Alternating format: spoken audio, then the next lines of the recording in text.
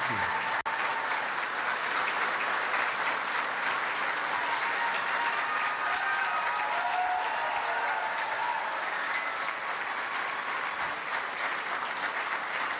Well, I want to thank everybody, very, very special people. And it is true, this is my first stop, officially. We're not talking about the balls, and we're not talking about even the speeches, although they did treat me nicely on that speech yesterday. I always call them the dishonest media, but they treated me nicely. But I want to say that there is nobody that feels stronger about the intelligence community and the CIA than Donald Trump. There is nobody.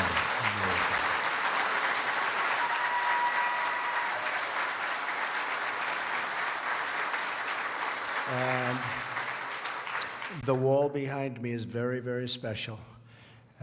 We've been touring for quite a while. And I'll tell you what, 29?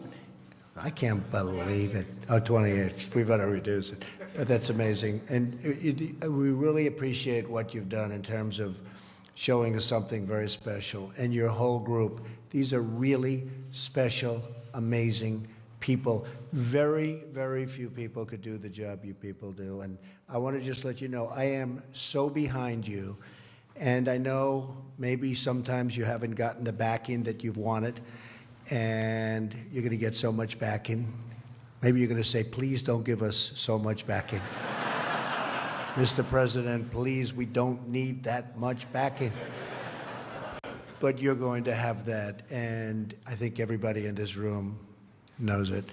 You know, the military and the law enforcement, generally speaking, but all of it, but the military gave us tremendous percentages of votes. We were unbelievably successful in the election with getting the vote of the military, and probably almost everybody in this room voted for me, but I will not ask you to raise your hands if you did. But I would guarantee a big portion, because we're all on the same wavelength, folks. We're all on the same wavelength, right? Who knows? Took Brian about 30 seconds to figure that one out, right? Because we know we're on the same wavelength. But we're going to do great things. We're going to do great things. We've been fighting these wars for longer than any wars we've ever fought. We have not used the real abilities that we have. We've been restrained. We have to get rid of ISIS. We have to get rid of ISIS. We have no choice. Radical Islamic terrorism, and I said it yesterday, has to be eradicated, just off the face of the earth. This is evil. This is evil.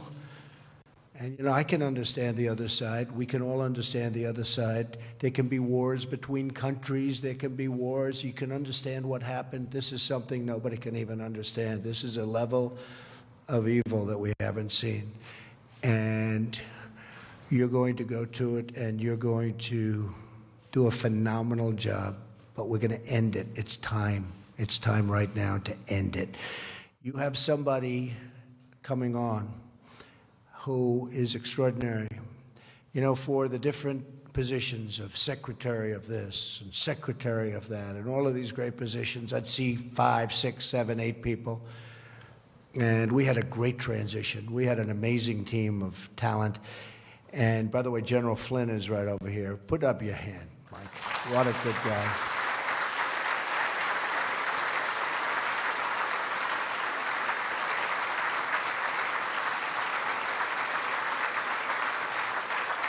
And Reince and my whole group. Reince, you know, right? They don't care about Reince. He's like this political guy that turned out to be a superstar, right? We don't have to talk about Reince. But we did. We had just such a tremendous, tremendous success. So when I'm interviewing all of these candidates that Reince and his whole group is putting in front, it went very, very quickly. And in this case, went so quickly because I would see 6 or 7 or 8 for Secretary of Agriculture, who we just named the other day, Sonny Perdue, former governor of Georgia, fantastic guy. But I'd see 6, 7, 8 people for a certain position. Everybody wanted it. But I met Mike Pompeo, and it was the only guy I met. I didn't want to meet anybody else. I said, cancel everybody else. Cancel. Now, he was approved essentially, but they're doing little political games with me. You know, he was one of the 3. Now, last night, as you know, General Mattis, fantastic guy, and General Kelly got approved.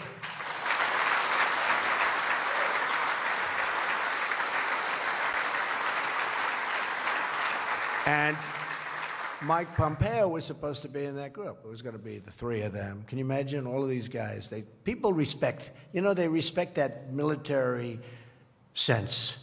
All my political people, they're not doing so well. The political people aren't doing so well, but you.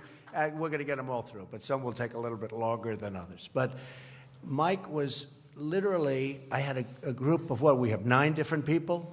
Now, I must say, I didn't mind canceling 8 appointments. That wasn't the worst thing in the world. But I met him, and I said, he is so good. Number 1 in his class at West Point. Now, I know a lot about West Point. And to be 1 year, I'm a person that very strongly believes in academics. In fact, every time I say I had an uncle who was a great professor at MIT for 35 years, who did a fantastic job in so many different ways academically. He was an academic genius. And then they say, there's Donald Trump, an intellectual. Trust me, I'm like a smart person. And I recognized immediately. So he was number 1 at West Point. And he was also essentially number 1 at Harvard Law School. And then he decided to go into the military. And he ran for Congress. And everything he's done has been a home run. People like him, but much more importantly to me, everybody respects him.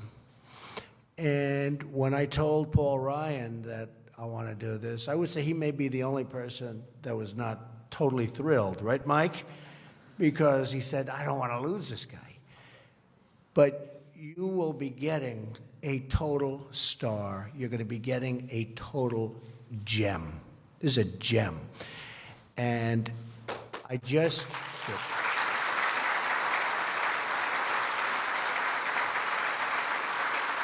You'll see. You'll see.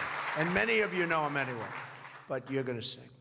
And again, we have some great people going in, but this one is something going to be very special because this is one, if I had to name the most important, this would certainly be perhaps, you know, in certain ways you could say my most important.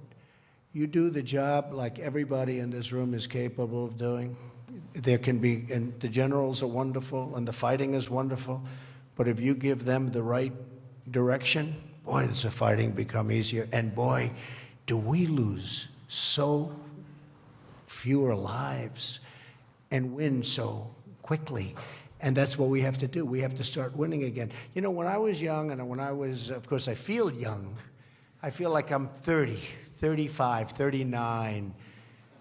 Somebody said, are you young? I said, I think I'm young. You know, I was stopping when we were in the final month of that campaign, 4 stops, 5 stops, 7 stops, speeches in front of 25, 30,000 people, 15,000, 19,000 from stop to stop. I feel young. But when I was young, and I think we're all sort of young, when I was young, we were always winning things in this country. We'd win with trade. We'd win with wars. At a certain age, I remember hearing from one of my instructors, the United States has never lost a war. And then after that, it's like, we haven't won anything. We don't win anymore. The old expression, to the victor belong the spoils. You remember I always used to say, keep the oil. I wasn't a fan of Iraq. I didn't want to go into Iraq. But I will tell you, when we were in, we got out wrong. And I always said, in addition to that, keep the oil. Now, I said it for economic reasons. But if you think about it, Mike, if we kept the oil, you probably wouldn't have ISIS because that's where they made their money in the first place. So we should have kept the oil. But, okay. Maybe you'll have another chance. But the fact is, we should have kept the oil. I believe that this group is going to be one of the most important groups in this country toward making us safe, toward making us winners again, toward ending all of the problems. We have so many problems that are interrelated that we don't even think of, but interrelated to the kind of havoc and fear that this sick group of people has caused. So I can only say that I am with you 1,000%. And the reason you're my first stop is that, as you know, I have a running war with the media. They are among the most dishonest human beings on earth. Right?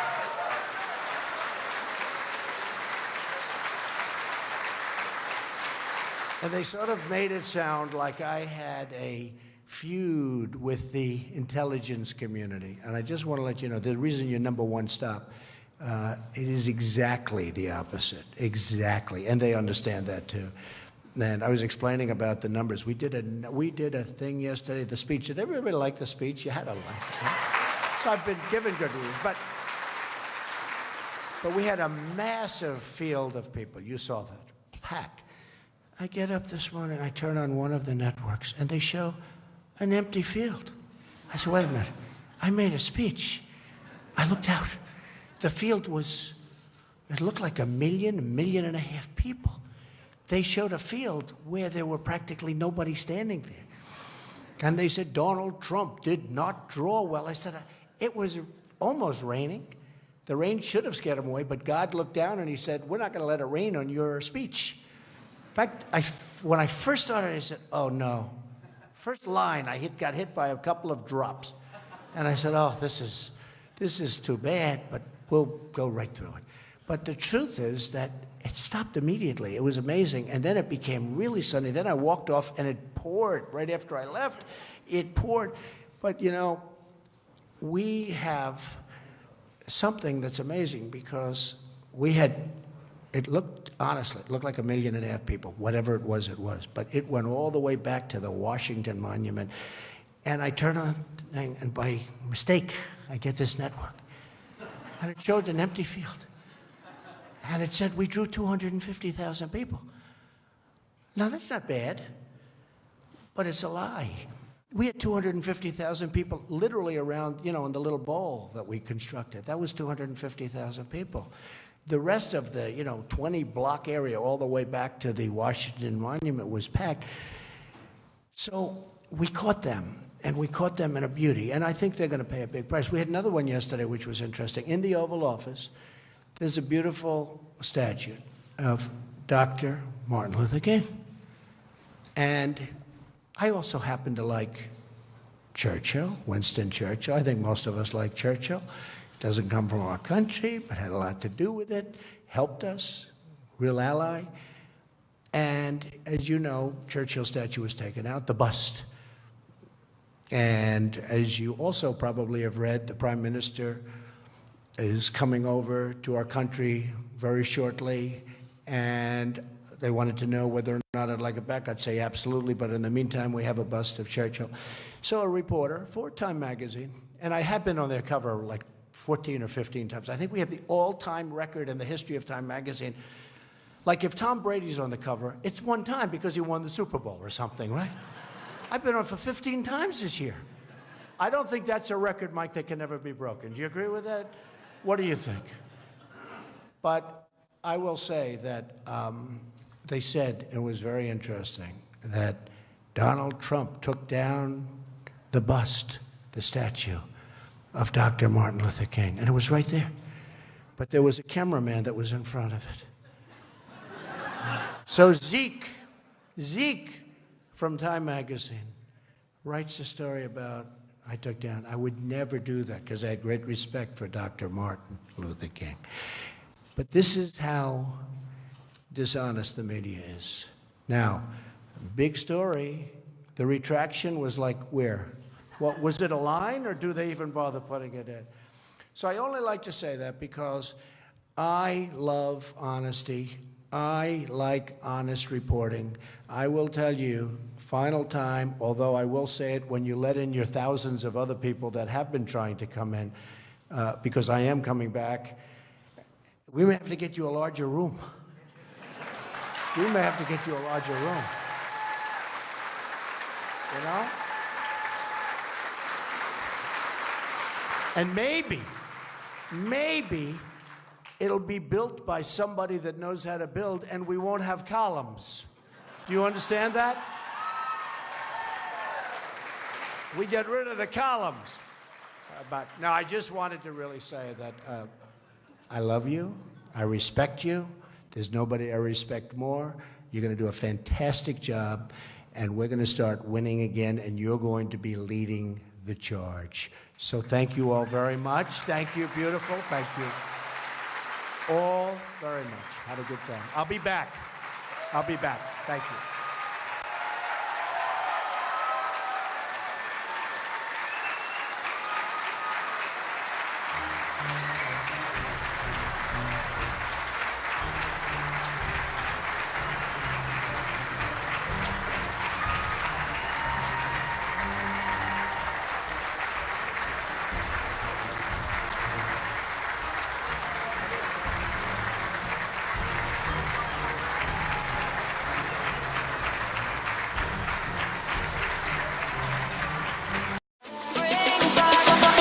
Summer